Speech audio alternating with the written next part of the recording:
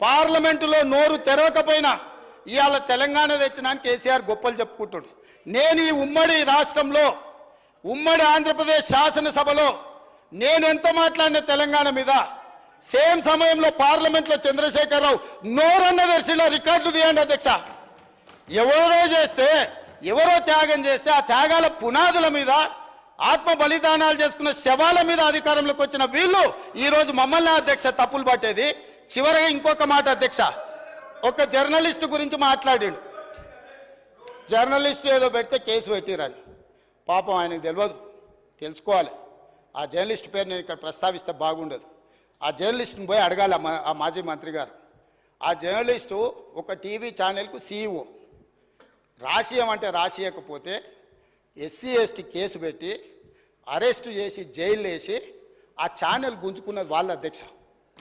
ఆ ఛానల్ గుంజుకున్నది వాళ్ళు. ఏ జర్నలిస్టును ఈరోజు కేసు పెట్టిరని చెప్తుండ్రో ఆ జర్నలిస్టు ఒక ఛానల్ CEO ఉంటే ఆ ఛానల్ వాళ్ళకు వ్యతిరేకంగా ఉందని ఆ జర్నలిస్టు మీద SC ST case Banjara Hills police స్టేషన్లో పెట్టి జైలుకు పంపించి నెల రోజులు జైల్లో పెడితే నా అడ్వకేట్ను పెట్టి నేను బెయిల్ ఇప్పించిన అధ్యక్ష. వీళ్ళ దోపిడీ ఆ ఛానల్ గుంజుకున్న విధానం ఇవాళ చర్చ చేయడానికి సిద్ధంగా ఉంటే రమ్మని ఉన్నారు అధ్యక్ష. వివరాలన్నీ నేను బయట పెడతా. మీరా ముసల్కన్నీరు గార్చేది ఏ జర్నలిస్టునైతే మీ మాట ఇంటలేదని ఆమె సొంతంగా కష్టపడి పెట్టుకున్న ఛానల్ గుంజుకోనికే SC ST కేసు పెట్టి ఆడపిల్లని జైలుకు తోలిన పాపం ఊరికే పోదు. అందుకే ఇవాళ మీ ఇంట్లో జైల్లోకి పోతున్నారు అధ్యక్ష. మంది ఆడబిడ్డలను జైలుకు తోలినందుకు ఆ నొప్పి తెలవడానికే మంది పిల్లలు జైల్లోకి పోతుంటే ఆడపిల్లలను కూడా కేసులు పెట్టి జైలుకు తోలినందుకు ఇవాళ ఆ రౌండ్ మీకు వచ్చింది అధ్యక్ష.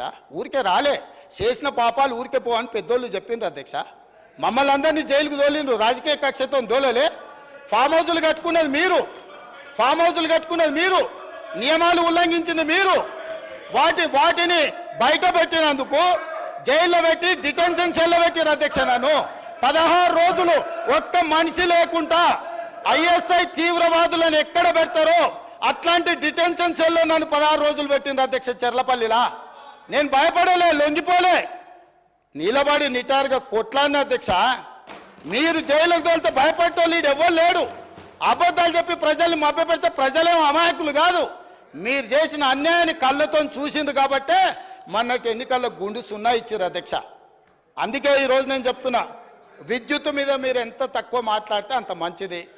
అవి అన్నీ కూడా ఆమోదింపజేసుకుంటే చర్చ లేకుండా మీరు ముందుకొచ్చి ఈ ప్రభుత్వానికి సహకరించి ఈ అన్ని కూడా గ్రాంట్స్ ఆమోదించుకుంటే రాష్ట్రం ప్రశాంతంగా పరిపాలిస్తాం, సమస్యలు పరిష్కరిస్తాం అధ్యక్ష.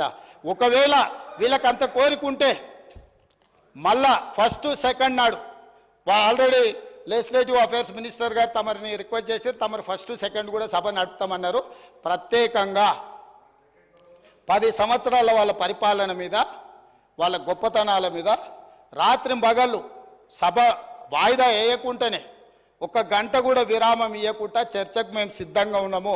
ఇవాళ సభ్యులకు నా సూచన ఒక్కటే, గ్రాంట్స్ మీద మీ సూచనలు ఏమని ఉంటే ఇవ్వండి, మాకు అభ్యంతరం లేదు. అంతే తప్ప ఇట్లాంటి ఊకదంపుడు ఉపన్యాసాలు మీరు మాట్లాడిన కొద్దిగా మీరు అబద్ధాలు చెప్పడం మానకపోతే నేను నిజాలు చెప్పడం కూడా మానాను అధ్యక్ష. మీరు ఎంత అబద్ధాలు చెప్తే నేను అంత నిజాలు చెప్తా. కాబట్టి తమరు వారికి ఆదేశాలు ఇచ్చి డైరెక్ట్గా సబ్జెక్ట్కి కన్ఫైన్ అయ్యి మాట్లాడిపించి ఇవన్నిటిని కూడా ఆమోదింపజేయాల్సిందిగా తమరికి విజ్ఞప్తి చేస్తున్నా అధ్యక్ష.